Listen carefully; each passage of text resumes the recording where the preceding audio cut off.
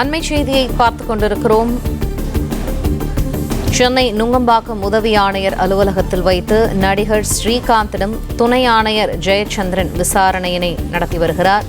கூடுதல் தகவல்களை எமது செய்தியாளர் கதிரவன் வழங்க கேட்போம். கதிரவன், இந்த விசாரணையில் என்னென்ன மாதிரியான தகவல்கள் வெளியாகி வருகின்றன? விரிவான தகவல்களை பகிர்ந்துள்ளார். நுங்கம்பாக்கத்தில் இருக்கக்கூடிய ஒரு மதுபான கூடத்துல நடந்த சண்டை விவகாரத்துல அதிமுகவின் முன்னாள் நிர்வாகியாக இருந்த ஐடி விங்கின் நிர்வாகியாக இருந்த பிரசாத் என்பவர் கைது செய்யப்பட்டார்.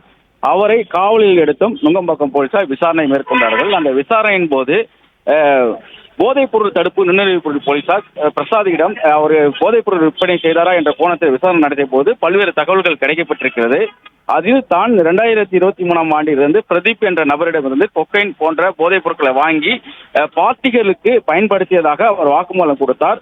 அதன் அடிப்படையில் பிரதீப்பை போலீசார் கடந்த சில தினங்கள் முன்பாக கைது செய்தார்கள்.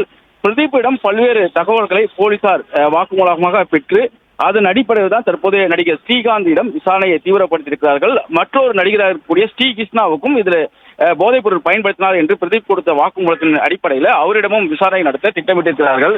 குறிப்பா பிரதீப் 2023ஆம் ஆண்டிலிருந்து, அதாவது கொரோனா காலகட்டத்தில் இருந்து பிரசாத்துக்கு கொக்கைன் போதைப் பொருளை பெங்களூரிலிருந்து கடத்தி இங்கு விற்பனை செய்ததும் தெரிய வந்திருக்கிறது. 1 கிராம் கொக்கைனை 7,000 ரூபாய்க்கு வாங்கி அதை 12,000 ரூபாய்க்கு பிரசாத் உள்ளிட்டவர்களுக்கு அவர் விற்பனை செய்திருக்கிறார். பிரசாத் தன்னிடம் அடிக்கடி கொக்கைனை வாங்குவார் என்றும் அப்பொழுது பிரசாத் ஸ்ரீகாந்தை வைத்து தீங்கிரை என்ற சினிமா படத்தை தயாரித்து வந்ததாகவும் ஆக்டர் ஸ்ரீகாந்திற்கு தேவைப்படுகிறது என்று கூட தன்னிடம் இருந்து நிறைய முறை கொக்கைனை வாங்கியிருப்பதாகவும் அவர் வாக்குமூலத்தில் குறிப்பிட்டிருக்கிறார். கொக்கைன் டிபானாக இருக்கும்போது கூட என்னிடம் அவர் அதை வைத்து நிறைய காரியங்களை சாதிக்க வேண்டியிருக்கிறது என்று கூறி அடிக்கடி எப்படியாவது வாங்கி கொடுங்க என்று கூறி அவர் வாங்கி சென்றதாகவும் அவர் குறிப்பிட்டிருக்கிறார். அதே போல பிரசாத் ஏற்பாடு செய்த ஒரு மது பார்ட்டிக்கு சென்றிருந்த போது அங்கு நடிகர் ஸ்ரீகாந்தும் ஸ்ரீ கிருஷ்ணாவும் கொக்கைனை பிரசாதிடம் இருந்து வாங்கி பயன்படுத்தினார் என்றும் இதை நான் நேராகவே பார்த்திருக்கிறேன் என்றும் அவர் தெரிவித்திருக்கிறார்.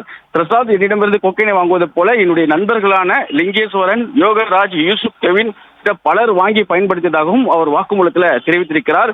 இந்த அதிமுகவில் இருந்த பிரசாத் மட்டுமே 2023 கொரோனா காலகட்டத்திலிருந்து சுமார் 40 முறைக்கு மேல கொக்கைனை வாங்கி பணமாக 5 லட்சம் ரூபாய் தனக்கு செலுத்தியிருப்பதாகவும் அனைத்துமே ஜிபே மூலமாக செலுத்தியதாகவும் அவர் வாக்குமூலத்தை தெரிவித்திருக்கிறார். கடைசியாக பெங்களூரு போய் வாங்கி அந்த கொக்கைனை மீதமிருந்த 1 கிராமை தான் போலீசார் கடந்த 14ஆம் தேதி அவரிடமிருந்து கைப்பற்றினார்கள். அவர் கொடுத்த வாக்குமூலத்தின் அடிப்படையில் ஆப்பிரிக்கா நாட்டை சேர்ந்த ஜான் என்பவரையும் போலீசார் கைது செய்து அவரிடமிருந்து 11 கிராம் கொக்கைனும் கைப்பற்றினார்கள். தற்போது பிரதீப் கொடுத்த வாக்குமூலத்தின் அடிப்படையில் நடிகர் ஸ்ரீகாந்திடம் நுங்கம்பாக்கம் காவல் நிலையத்தில் வைத்து தொடர்ந்து விசாரணை நடைபெற்று வருகிறது.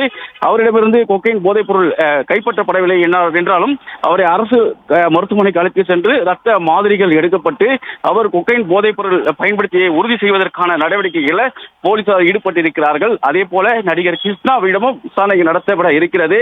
இதே போன்று பிரசாத் மூலமாக நடத்தப்பட்ட மதுபான பார்ட்டிகள்ல எந்தெந்த நடிகர்கள், எந்த திரைப்பட நட்சத்திரத்தை சார்ந்தவர்கள் பங்கேற்றிருக்கிறார்கள் என்ற பட்டியலையும் சென்னை போலீசார் எடுத்திருக்கிறார்கள்.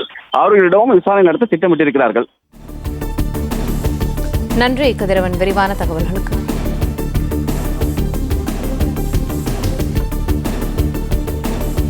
பிளே ஸ்டோர் மற்றும் ஆப் ஸ்டோரில் இருந்து பாலிமர் செயலியை QR கோடு மூலம் பதிவிறக்கம் செய்யுங்கள். செய்திகளை உடனுக்குடன் பெறுங்கள்.